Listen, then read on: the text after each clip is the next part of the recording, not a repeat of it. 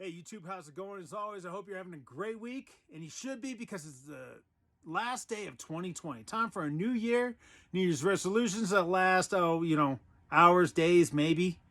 And new beginnings, right? And that's what we're calling this video is new beginnings. Because you see, I think to have a new beginning, you need something very important, right?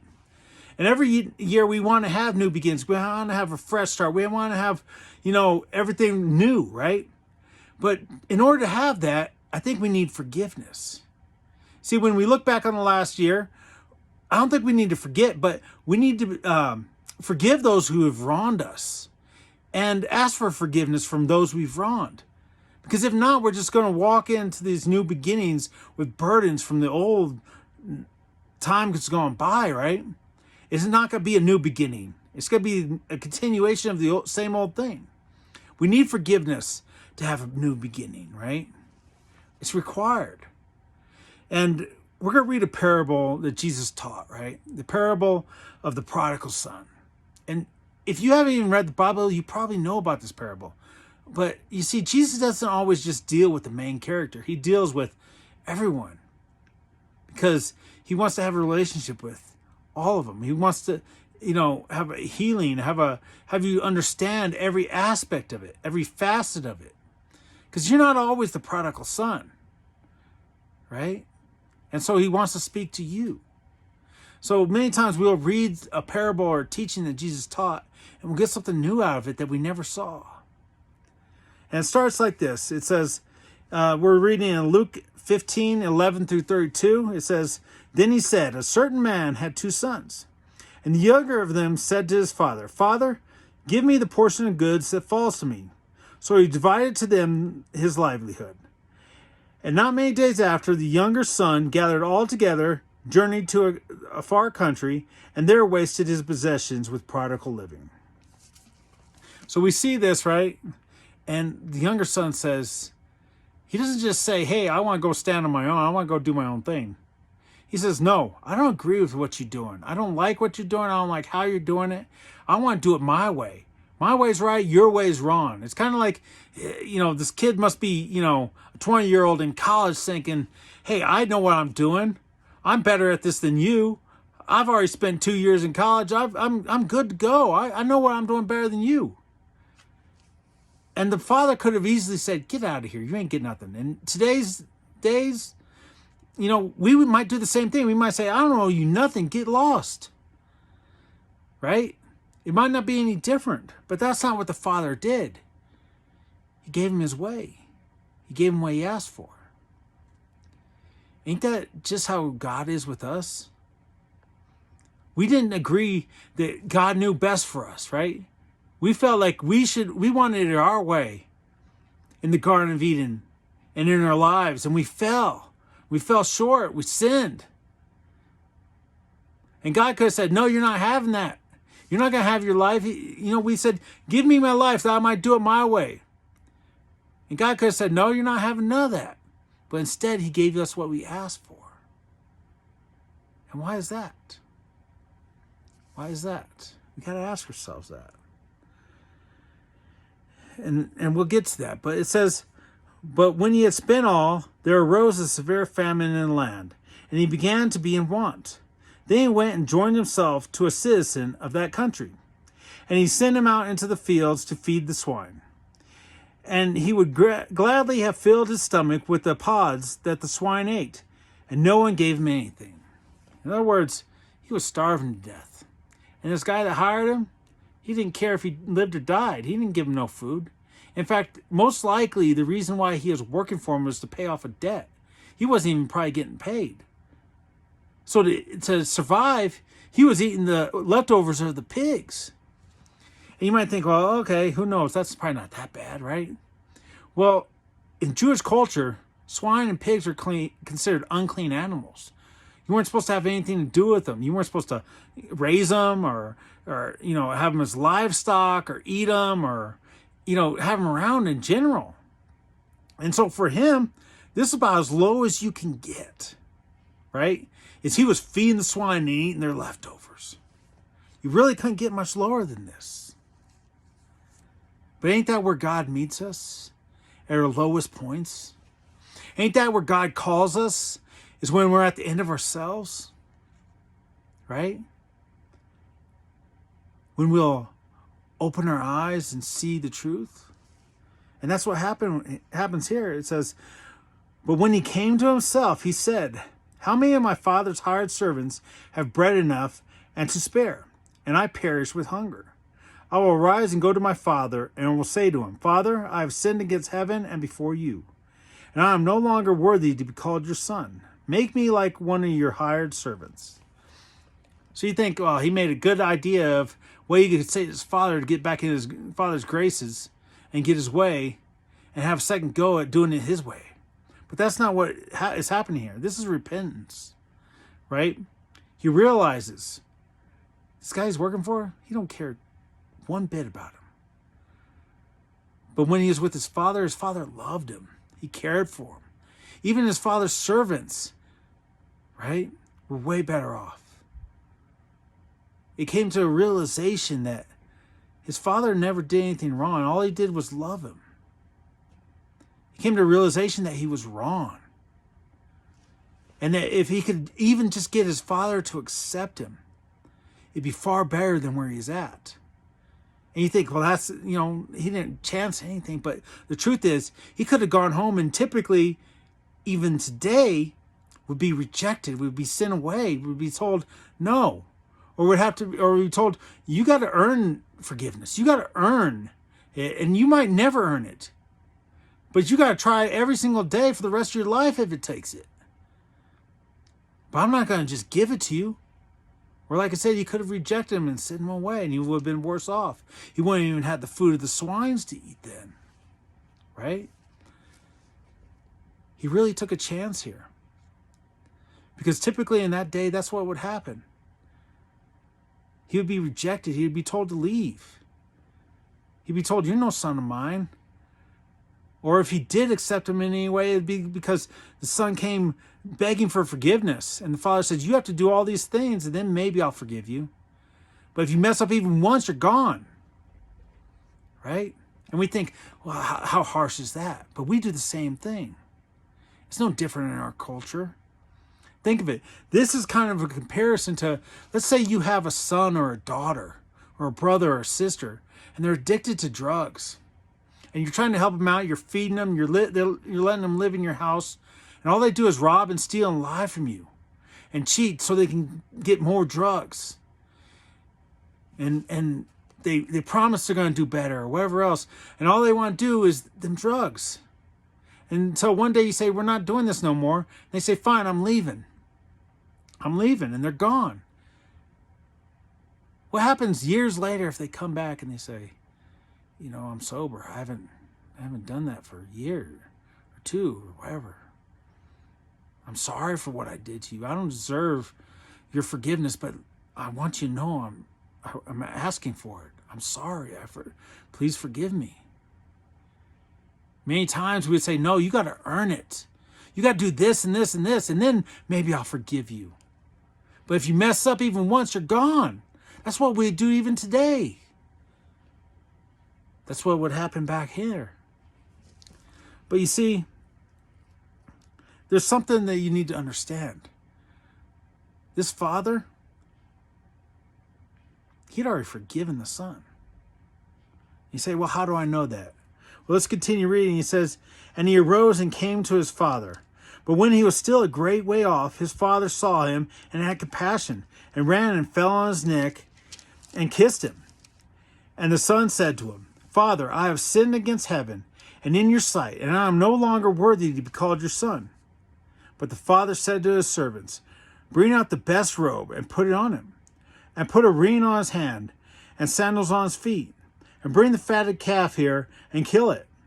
And let us eat and be merry. For this my son was dead and is alive again. And he was lost and is found. And they began to be merry. You see, before he even got home, before he asked for forgiveness, the father ran to him because he had already forgiven him. He didn't wait for him to come up and say, hey, I beg for your forgiveness. Okay, fine, I'll forgive you. But you got to do this or you got to do that. But you better never do it again. No, he'd already forgiven him. At the minute the son asked for forgiveness, there was restoration. You see, we could say we forgive somebody. But if there ain't a hope for restoration, you haven't. We haven't. We can't forgive somebody expecting them to do this and this and this. That's not how it works. But if we forgive somebody and the person asks for forgiveness, then there's immediate restoration because we've already forgiven them. You see? If you don't have that immediate restoration, you probably haven't forgiven them. And you need to look at that. And you need to realize that. Okay? And we continue reading here, and we see somebody that didn't forgive. It says, now his older son was in the field. And as he came and drew near to the house, he heard music and dancing. So he called one of the servants and asked what these things meant. And he said to him, your brother has come, and because he has received him safe and sound, your father has killed the fatted calf. But he was angry and would not go in. Therefore his father came out and pleaded with him. So he answered and said to his father, lo, these many years I have been serving you. I never transgressed your commandment at any time, and yet you never gave me a young goat, that I might make merry with my friends. But as soon as this son of yours came, who has devoured your livelihood with harlots, you killed the fatted calf for him. And he said to him, son, you are always with me, and all that I have is yours. It was right that we should make merry and be glad, for your brother was dead and is alive again, and was lost and is found. You see, the brother comes in and he says, what's going on here? Why have you forgiven him? Do you not remember what he did to you? Do you not remember what he did to us? You see, he didn't forgive him. He didn't want his father to forgive him either. That's part of not wanting, to forgive somebody or not forgiving somebody.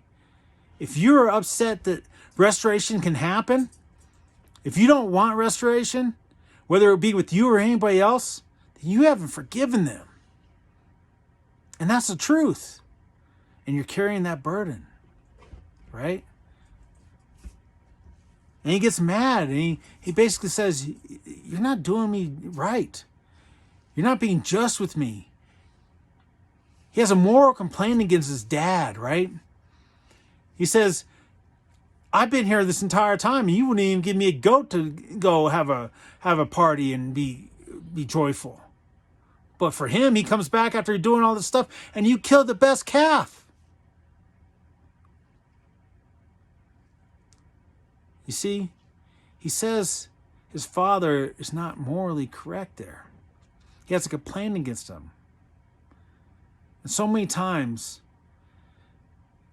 we have a complaint against God. And maybe it's what keeps us from asking for repentance or accepting his love. You see, we say, if God is love, then why does he allow this evil in this world? If God's all-knowing and all-powerful, then why do you allow my son or my daughter or my sister or my brother or my father or my mother to die? Why did he not heal them? And yet, these people that do whatever they want, they live in abundance. Why would he allow that? We have a moral complaint against God.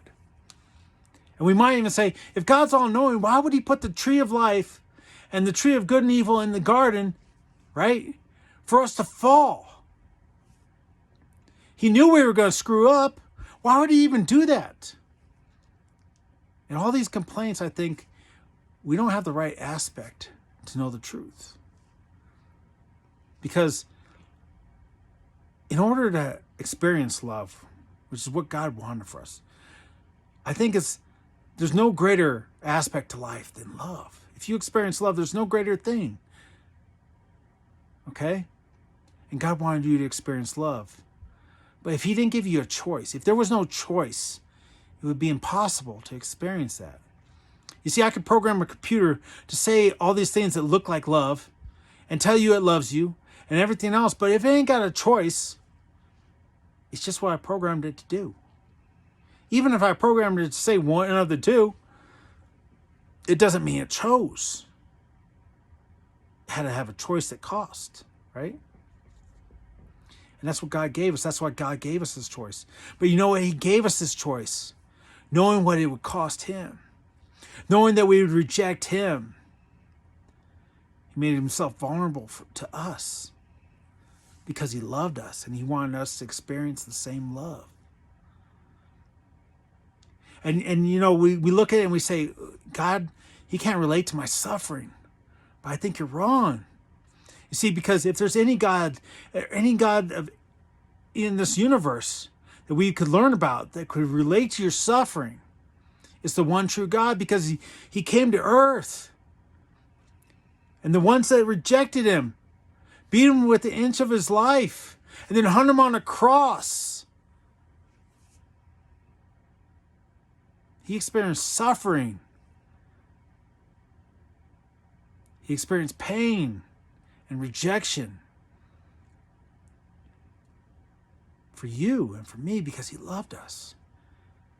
You see, I think God allows suffering sometimes because if it brings restoration, if it leads to restoration and a life with him, it was all worth it.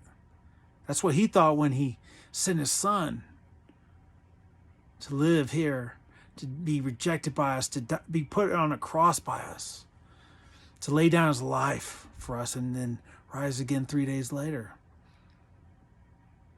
He can relate to our suffering. He's not immune to it. He loves you. And I've seen it.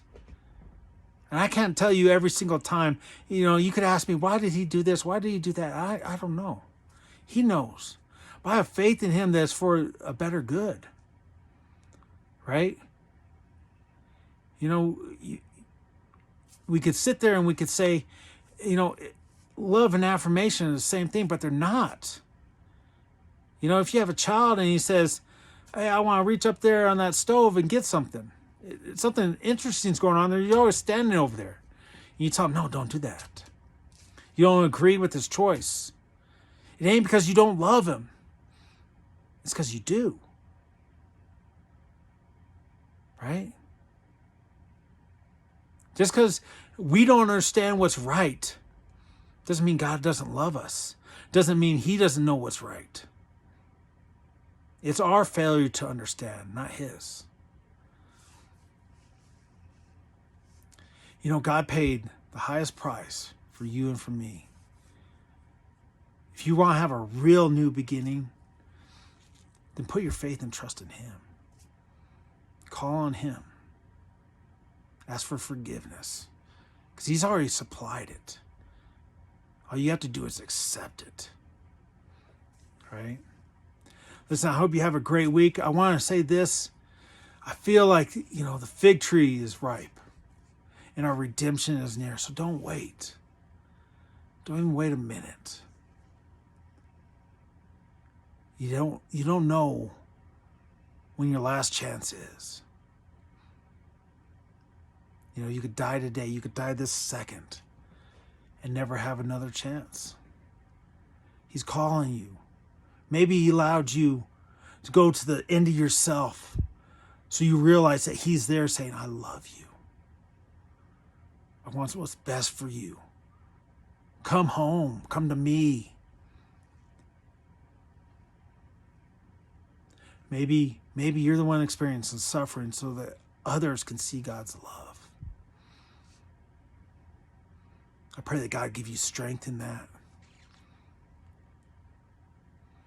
And that those that see you going through that thing, but with joy because of the one that loves you, might want that same joy.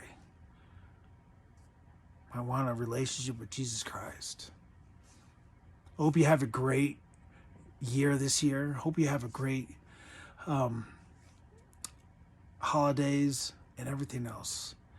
But most of all, I hope you seek forgiveness from God.